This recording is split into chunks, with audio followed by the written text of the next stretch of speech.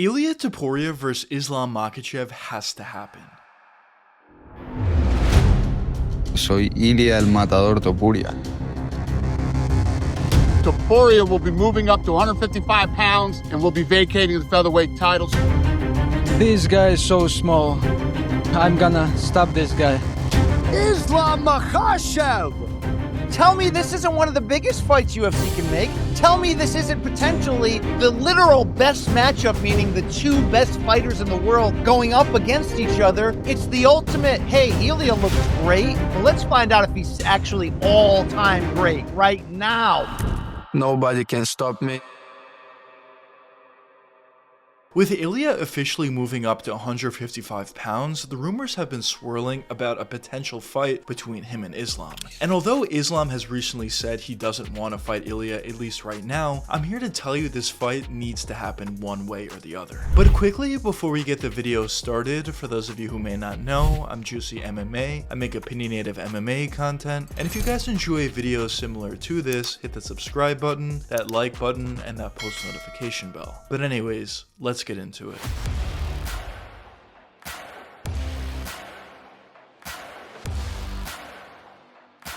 Ever since making it to the UFC, Ilia Topuria has been one of, if not the most impressive fighters in the entire company. When you look throughout Ilia's UFC career, not only is he undefeated, but he was also able to beat extremely impressive competition, as he was able to beat Youssef Zalal, Ryan Hall, Jai Herbert, Bryce Mitchell, Josh Emmett, Alexander Volkanovski, and Max Holloway. And most of those fights that I just mentioned, Topuria was able to get finishes in. And based upon those performances, especially his most recent two, against Alexander Volkanovski and Max Holloway back-to-back via KO, Ilia was able to build a huge fan base for himself. But a question that some of you may be wondering at this point is, how has Ilia been able to be so successful in the UFC thus far? Well, in my opinion, it comes down to a couple different factors, but the first and main factor is his skill. Because when you look at Topuria's game, this guy is extremely skilled and extremely diverse. When you talk about his striking ability, he's one of, if not the best strikers in the entire UFC. What Ilia does very effectively on the feet is just box out there. At range, Topuria has a really nice ability to throw his jab and leg kick, but really what Topuria wants to do out there is get in close and get in that close boxing range. And to do so, he utilizes his tremendous footwork. One thing that is actually very underrated about Topuria's game is his footwork, because when you watch a lot of his fights, a lot of his opponents are trying to stay out of that boxing range, but Topuria utilizes that footwork in order to force his way in and essentially throw combinations from there. But once Topuria does get in that close boxing range, that's where he goes to work, where he's able to throw uppercuts, hooks, and of course that big right hand that he does possess. And I think a perfect example of how good Topuria is on the feet is his fight against Volkanovski. Because when you watch that fight back, Volk was actually doing a really nice job at doing two things. A, utilizing his footwork to stay away from Topuria, and B, throwing a ton of kicks to essentially do the same thing, stay away from Topuria. But although Ilia was having a little bit of trouble getting on the inside initially, as the fight did progress in that first round, he eventually was able to utilize that footwork, get in close boxing range, and once he got there, he didn't just throw one big shot. What Topuria did extremely effectively is he threw combinations. He threw 3, 4, and 5 punch combinations, and eventually on that 4th or 5th punch, he was able to land that big shot, knocking out Alexander Volkanovski. Because when you're talking about some of the guys at the top of the weight class at 145 and even at 155, these guys are going to be very difficult to hit, especially when you're also talking about a guy like Islam Makhachev, who's notoriously known for pretty good defense on the feet. So if you're just throwing 1 or 2 huge singular shots as a power puncher, it's going to be very hard to land on these guys. But when you look at Topuria and when he's throwing 3, 4, 5, 6 punch combinations, that's really where he's landing on guys and finishing them as well. But the great thing about Topuria is he's not just a boxer out there. He also has a tremendous ability to grapple. Because originally coming into the UFC, that's what he was known for. He was known as a jiu-jitsu guy, he was known as a pretty good wrestler, and that's where he made his money.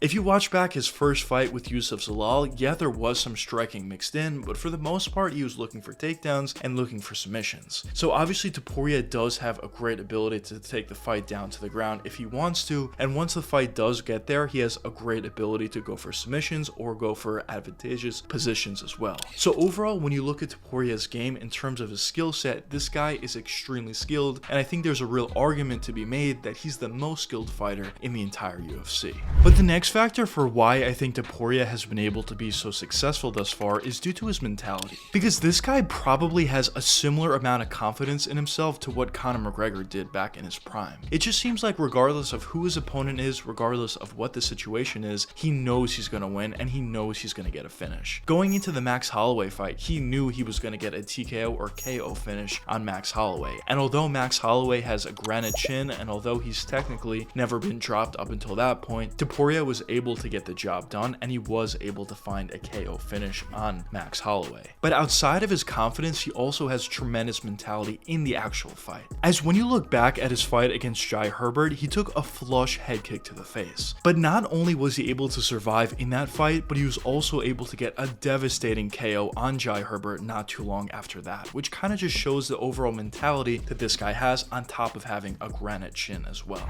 So overall, there is a lot to like about Ilia Topuria, and based upon the factors that I just touched upon, it's pretty clear to see why he's been so successful. But a question that some of you may be wondering at this point is, why do I think Ilia Topuria versus Islam Makhachev has to happen? Well, in my opinion, when you talk about two guys that are in their prime, two guys that are top 3 guys pound for pound, and Ilia Topuria just now moving up to 155 pounds after getting 2 legendary KOs back to back, I think it's a fight you really should put together. Islam Makhachev has been the premium at 155 pounds, just finishing everybody at that weight class, and Ilia Topuria has done the same at 145 pounds. So I think when you have two guys that are in their prime as good as they are, it's a fight that you really have to make. It would be a huge legacy fight for both fighters, but it would also possibly start a rivalry between the two, which would be a huge moneymaker for the UFC. So in my opinion, I think all sides win if they were to put this fight together. Now I know Islam Makhachev and some other fans are saying that Ilia would need to fight a contender first at 155 before he gets a title shot, but in my opinion, I don't think that makes too much sense, because when you look at some other guys that could possibly get a title shot before Ilia, you talk about Arman Tsarukyan or Justin Gaethje or possibly even Charles Oliveira. But for Justin Gaethje, I don't really think he deserves it, coming off a 1-fight win streak while also getting 2 previous title shots in the past, getting submitted both times, and I do believe he would get submitted once again by Islam Makhachev. You talk about Arman Tsarukyan, he probably does deserve a title shot, but he just got one and he got injured not too long before the fight was scheduled, and due to that, Dana White has said he needs to fight another contender before he gets another title shot. So if it's not going to be Arman Tsarukyan, I don't believe Justin Gaethje really deserves it, and for Charles Oliveira, you certainly could give it to him, but at the end of the day, I feel like Ilia Topuria is just such a bigger fight than that, and when you have the opportunity to put together such a huge fight like Ilia Topuria versus Islam Makhachev, I feel like that makes the most sense. Also, especially considering that Topuria is 16-0 on a 16-fight win streak, coming off back-to-back vicious KO victories over Volkanovski and Max Holloway. But another question that some of you may be wondering at this point is, what is my prediction for this hypothetical matchup? Well, in my opinion, it's a very difficult fight to pick. Obviously, Islam Makhachev has been very dominant at 155, Ilia Topuria has been very dominant at 145, Islam also does certainly have a size advantage, but at the end of the day, if I had to give my official prediction for this matchup, I am leaning with Ilia Topuria. Now, obviously, there are a lot of paths to victory for Islam. He is a lot bigger than Ilia Topuria, it would seem at the very least, so there is a real chance that he could take Ilia down, hold him down, and possibly even find a submission from there. But a reason for why I don't believe that's going to happen is Islam has went up against some significantly worse wrestlers than Ilia Topuria, and some of those guys were able to have success in that department. When you talk about Dustin Poirier in his last fight, he was able to have a lot of success stopping takedowns from Islam, even going for a sweep at a certain point and being successful with it. Of course, Alexander Volkanovski, who is a really good wrestler, was able to have a lot of success against Islam in their first fight, stopping takedowns, reversing positions, getting on top at the very end of the fight. So basically the point that I'm trying to make is I think Islam is a tremendous wrestler, but he's not nearly as dominant as a guy in Khabib. So I do think there are some opportunities for Ilia to stop some takedowns, to reverse some takedowns, and potentially keep the fight on the feet. And if the fight does get kept on the feet, I do think that's a huge advantage for Ilia. As I mentioned before, I think based on his boxing ability, his combinations, as well as his footwork, is going to be a huge key for him to have success in this fight. If Ilia is able to pressure Islam effectively, which is something I believe he will be able to do, and if he's able to get on that inside boxing range, I think that's really where he's going to go to work, and I think that's where he could possibly find a KO finish on Islam Makhachev. Now, obviously, Ilia is going to be a decent amount smaller than Islam Makhachev, but at the end of the day, he's an extremely hard hitter for 145, and he's an extremely hard hitter for 155. So I think if Ilia is able to land 1 or 2 shots on Islam Makhachev, big shots on Islam Makhachev, he will be able to find a KO victory on him. But obviously, as I mentioned before, this is a fight between 2 all-time greats, in Ilia Topuria and Islam Makhachev, who are in the prime of their careers. So certainly anything could happen. But as I said, my official prediction for this matchup would be Ilia Topuria via KO. But anyways, let me know what you guys think in the comments. Do you think Ilia Topuria could pull off the upset, or do you think Islam Makhachev will win this fight? But anyways, I hope you guys enjoyed the video, and if you did enjoy, check one of these 2 videos popping up now. And until the next time, peace out, guys.